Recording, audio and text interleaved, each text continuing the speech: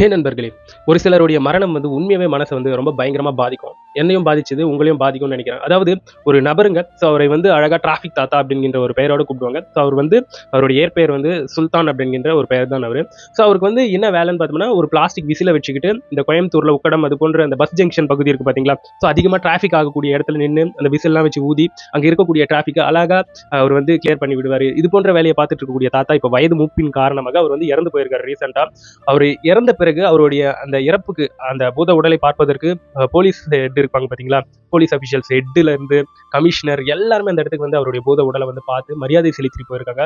அவரை பத்தி உண்மையாவே போயிட்டு கேட்கும்போது உண்மையாவே அந்த மனுஷனை நினைச்சு பெருமைப்பட தோணுது. ஏதோ பிறந்தோம் வாழ்ந்தோம் சுயநலமா நம்ம காசு சம்பாதிச்சோம், வீடை பார்த்துக்கிட்டோம், செல்ஃபிஷா இருந்தோன்றதை விட அடுத்தவங்களுக்கு நம்ம என்ன பண்ணோம், இந்த சமூகத்துக்கு என்ன பண்ணோம் அப்படின்னு சொல்லும்போது உண்மையாவே இது போன்ற நபர்கள், இந்த டிராபிக் தாத்தாவா இருக்கட்டும், அடுத்தவங்களுக்கு ஹெல்ப் பண்ணக்கூடிய அந்த மனம் உண்மையாவே அது ஏதோ ஒண்ணு சாதிக்குது மக்களுக்கு மத்தியில. அவங்க ஒரு நிஜ ஹீரோக்களாக நிக்கிறாங்க. உண்மையாவே அவங்க அவங்க பிறந்து வாழ்ந்ததுக்கு வந்து ஒரு அர்த்தம் கிடைக்குது. அது போன்றதான் இப்போ இந்த சுல்தான் தாத்தா வந்து இறந்திருக்கிறது மனசுக்கு வருத்தம் அளிக்குது. உண்மையாவே த கிரேட் ஹீரோ அந்த சுல்தான் தாத்தா. மிகப்பெரிய போலீஸ் அபிஷியல்ஸ் எல்லாம் இப்ப பார்த்துட்டு அவர் பார்த்துட்டு அவருடைய இறுதி அஞ்சலியில கலந்துக்கிட்டு அந்த அளவுக்கு நெகிழ்ந்து பேசிக்கிட்டு இருக்காங்க. அதெல்லாம் பார்க்கும்போது உண்மையா பெருமையா இருக்கு. பெரிய சல்யூட் அவருக்கு இந்த இடத்துல. நீங்க என்ன நினைக்கிறீங்கன்றதை என்னோட கமெண்ட் செக்ஷன்ல பதிவு பண்ணிட்டு போயிடுங்க.